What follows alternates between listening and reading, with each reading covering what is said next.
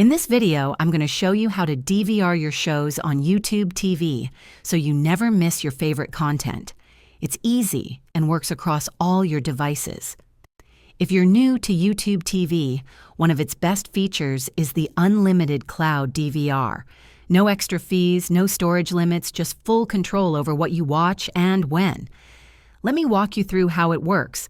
To start recording a show, open the YouTube TV app or go to the website, search for the program you want and click on it. You'll see a small plus icon next to the show.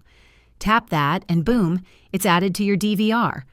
Future episodes will automatically record too. You can manage all your recordings by clicking your profile picture in the top right corner, then selecting Library and choosing DVR. From there, you can browse everything you've recorded, set reminders, or even cancel upcoming recordings if you change your mind. One awesome perk? You can pause live TV and pick up where you left off later, and if you're ever offline, don't worry. Some shows and movies are available for download so you can watch them on the go. Thanks for watching. If this helped you get started with YouTube TV's DVR, drop a comment below and let me know what you're recording first. Don't forget to like and subscribe for more helpful streaming tips. See you next time.